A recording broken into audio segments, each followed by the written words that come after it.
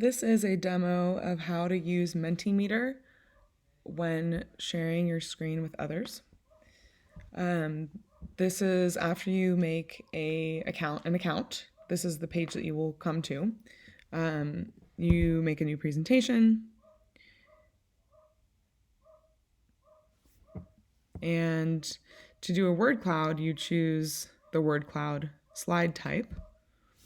And in here, you can type your question. Testing.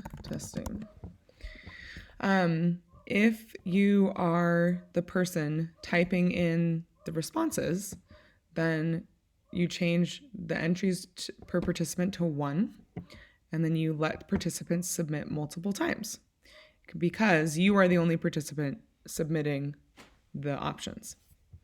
So at this point, you would present.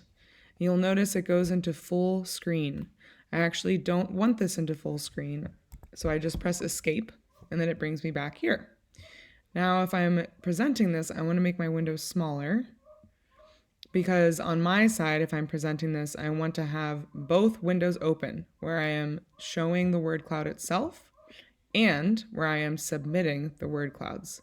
So it tells you here to go to menti.com. So I go to menti.com.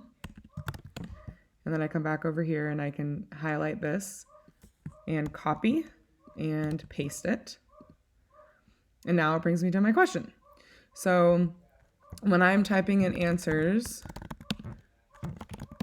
whatnot, you'll see them pop up over here. One of the things that's cool about this app is that if one person or multiple people say the same thing, then it changes the size correspondingly.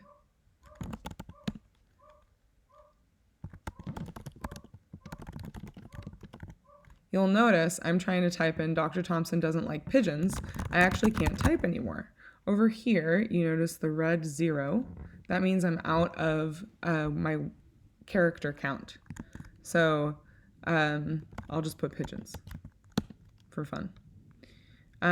You'll also see that over time and with more and more entries, it changes the shape automatically. Okay, so now let's say I'm in Zoom. I'll open a Zoom. Here I am. Hello. So if I'm in Zoom and I want to share my screen, what I'm going to do is share only the window with the word cloud. Only the window with the word cloud. So now you can see this little green highlighted bar around this window. That means that if I were to log in, which I can on my phone to show you what this looks like, I can log in and the only thing being presented is that one window. So now behind the scenes, I can be typing in answers, but the only thing that the participants see is what's on the word cloud itself.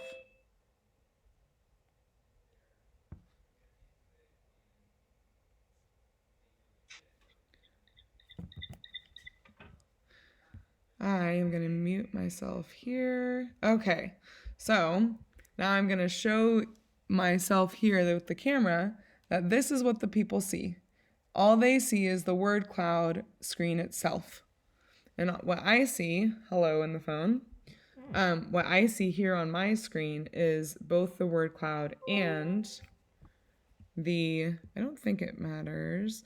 I see both the word cloud and the place I'm entering, but only participants see this green box. Now, the other option, which is simpler, so if I want to exit this, I just go escape. And you should stop sharing before that point. So let's say I want to point out when I make my window big, you'll notice that all of these different settings pop up. If my window is small, it changes things so that I don't have, it's a little bit slow because I'm screencasting. It changes things so that I can't edit all of those options. So to edit those options, you need to have it full screen so that you can see the stuff over here. So the other option here is to add another slide. The free version of Mentimeter only allows you to use 2 question type slides. So I can only have 2 word cloud slides in one presentation, but you can have unlimited presentations. So this is a different way to do this. Maybe each participant can put in 3, and maybe participants can submit multiple times. And maybe I'll say they can just do 1. So this might be helpful. Now, if people in the audience, I don't have to do as much work this time. I can have people in the audience, and I'll escape the full screen and go to Zoom so you can see. Here I am on my phone. I'm in the audience. On my phone, I'm gonna go to menti.com.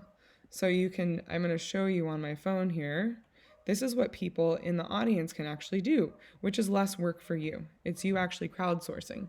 If I on my phone go to menti.com and then I type in this code here, 3490, 4514. If I can type correctly, then it works well. If I don't type correctly, then it doesn't work very well. And now you can see, not yet, but now you can see, now I have the question of what's the favorite form of water. Now I, as the participant, am going to say rain, and I'm gonna click submit. And then you'll notice it will pop up here. Puddles, submit. And then maybe someone else puts rain. So then rain gets bigger. So the reason I'm showing this is because it could be if you're doing some kind of activity where it's appropriate for everyone to be using another device, then this might be the way to go. And all you have to do is share your screen of, again, this window. So you would be sharing just this window where you're just sharing the word cloud, not screencast. You're sharing the word cloud, and then everybody else, they can open up the app. They can open up a web page and type in the code, and then they submit their answers. So you can have people calling out, or you're typing them in, or you can have people submitting it, or you can do both. You can be submitting stuff that people are calling out, and people can text in. So it can be diverse in that way.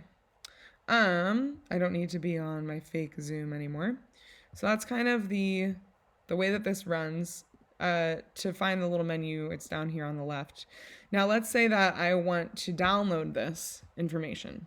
So if I want to download it, then where I go is, I think settings. Let's see.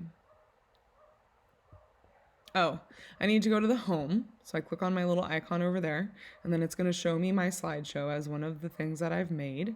And over here with the 3 dots, I click on those, and then I can say export results. It'll bring me to a whole new page where then I get to scroll down. And we don't need to do anything with Excel, but I can download high resolution of both of these word clouds, and then you can have them as a PDF. Okay, that is how to use Mentimeter, and to either make it so that you are the person submitting options, like you're the person submitting the words that people are calling out, or people can log in on their phones or devices and type in their own answers, or you can do both. The 2 things that I would say to be very mindful of are that when you're setting up the slides, make them ahead of time. So have them pre-made, and make sure that you let participants do multiple times, and then you can change entries per participant. If you do something like 3, then they have to fill out 3 before they submit it. So I recommend having this as 1, and then they can submit as many times as they want. Okay, hopefully this was helpful.